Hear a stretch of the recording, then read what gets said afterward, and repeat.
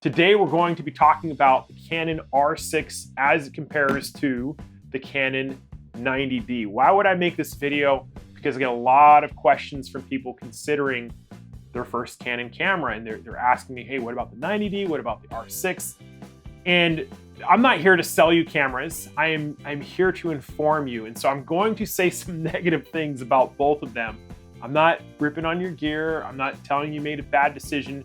I am just trying to outline the expectations and some of the hurdles you're going to have with either of these two cameras.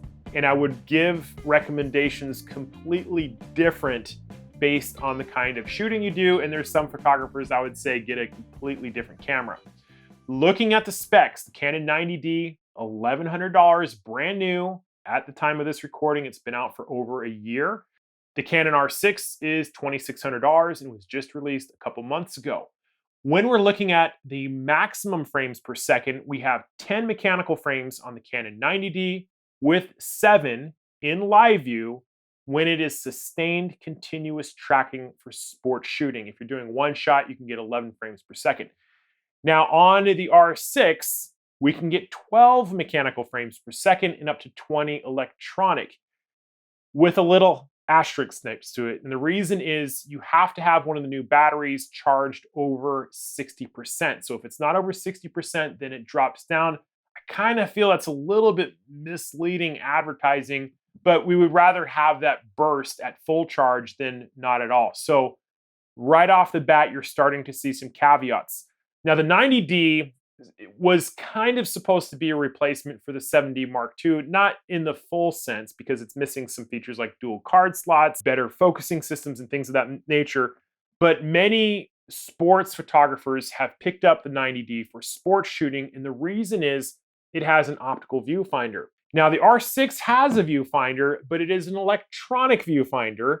Think of this as a small little TV monitor that you're looking at, like a little TV next to your eye. The optical viewfinder allows us to see through the lens as we're shooting. For sports shooters, this might make a difference because we get a real-time view of the subject matter that we're shooting.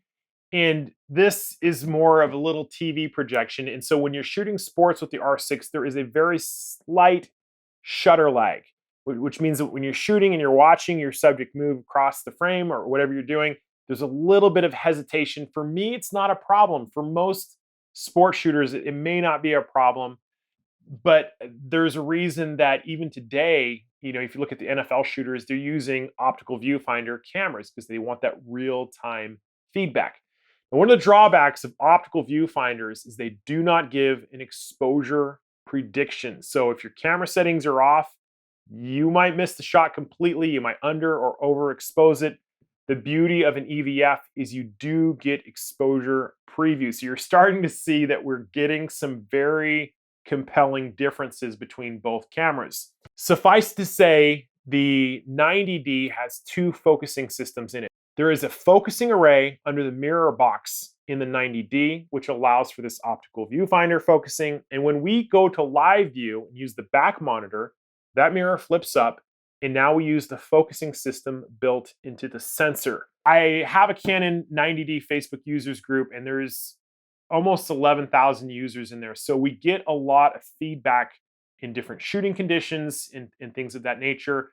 And there are some people who believe that the live view shooting is more accurate than the optical viewfinder shooting in the 90D. So this brings up the discussion of one of the problems with the 90D. And again, I'm not saying this to rip on the 90D, but it has a 32 megapixel sensor on an APS-C size sensor. So APS-C is smaller than a full frame sensor. 20 megapixels on a full frame, 32 megapixels on an APS-C.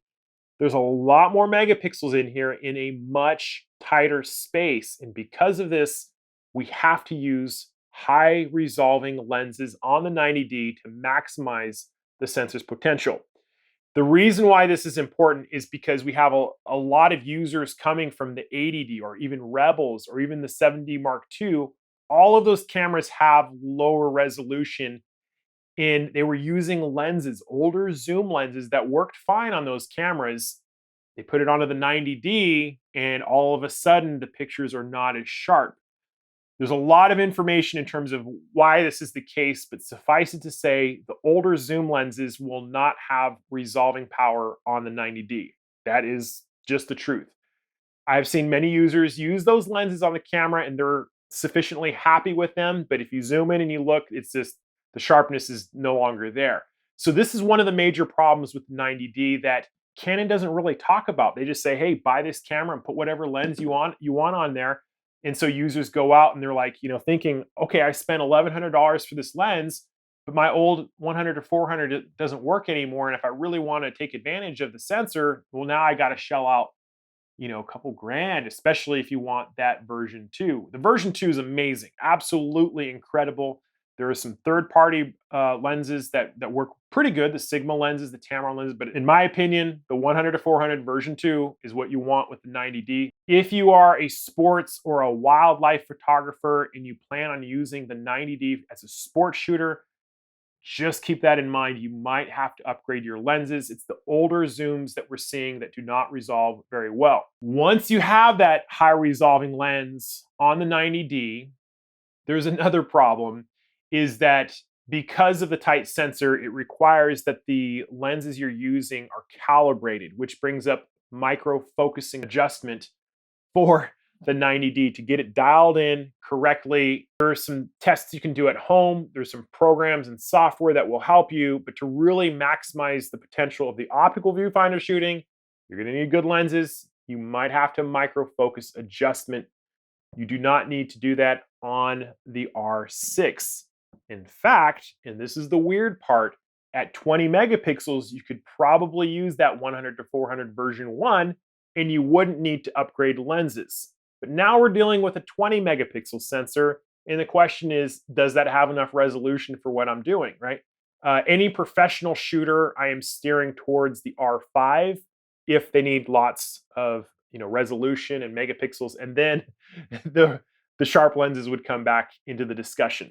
Another weakness about the 90D is that very erratic motion where you have zigzagging all over the place.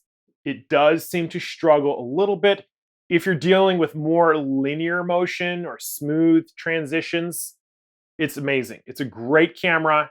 Once your lenses are dialed in, you're not going to have a problem. So if you are a sports shooter, keep this in mind. There might be a little work involved getting this set up to really shine. And I can't tell you how many users we've had in that group who just became frustrated and they just gave up and went back to their 80D. Now, I know I've said some negative things about the 90D, but I will also say as an all-rounder, it's pretty good. The sensor is spectacular. It is the best APS-C sensor I have seen in any camera. 90D M6 Mark II, outstanding sensor. You just need the right lenses to take full advantage of it. On the R6, I like the focusing systems better. With the electronic viewfinder and the sensor, we get full coverage, almost full coverage of the viewfinder, whereas with an optical focusing system, you're going to be limited more towards the center. So the focusing systems also include animal eye detection on the R6. Really amazing. I like the usability of the R6. I think it's a little bit easier.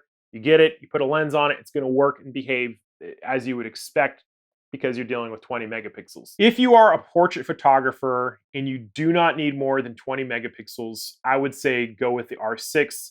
The focusing systems are outstanding, but that full frame sensor is going to give you very shallow depths of field.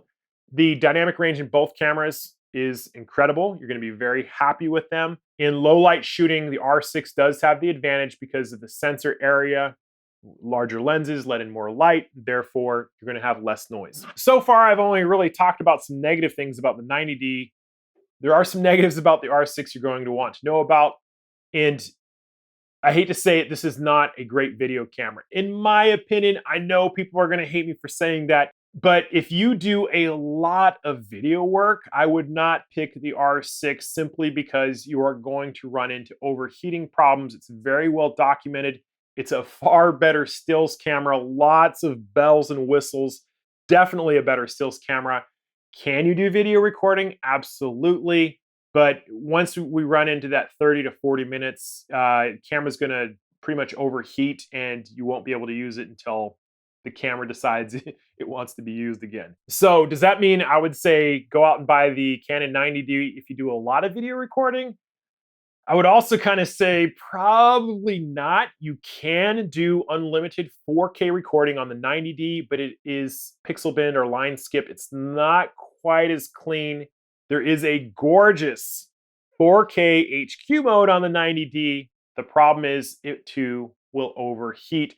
And so what I'm trying to say is that if you do a lot of video recording, I would probably point you to the camera I'm shooting on right now, which is the Panasonic GH5. It's been out for almost 4 years. It is my workhorse. I have never overheated it. The quality coming out of it is fantastic, and you can probably find a used one for about the same price that you would find for a new Canon 90D. I know the Canon loyalists are not gonna like me saying this, but I really don't see either of these cameras as high production video cameras. They're great. I have one student who uses it as a webcam for her exercise videos. That's a little different because she's webcamming. There are limits on these cameras for recording. You're not going to run into those limits on something like the GH5. So in conclusion, non-erratic bird photographer, sports shooter, and you can get the right lenses dialed in for the 90D. It's a steal of a deal. It's a home run camera. It is absolutely spectacular for that kind of use. You can shoot portraits with it all day long. It's good for light video shooting. I think you'll be happy with the right lenses for landscape shooting. It's a pretty good camera. Its major drawback is its pixel density and getting through some of those problems. Just keep in mind that the lenses need to be high resolving. The R6, obviously more expensive. Its major weaknesses are 20 megapixel sensor, even though the dynamic range in it is spectacular. That may not be enough for professional wedding and portrait photographers. It does not have lens resolving problems. Its major problem is that it's overheating a lot. The overheating problem for video is very well documented. You can do short clips, probably gonna be fine on a webcam. Outside of that, it's a wonderful shooting experience, very enjoyable. I love shooting with it. So that's your quick summary on the Canon 90D and the R6. If you get either of these cameras, check out my free tutorials on YouTube. I also have Facebook groups. I wanna say thank you guys so much for watching, and I'll see you next time.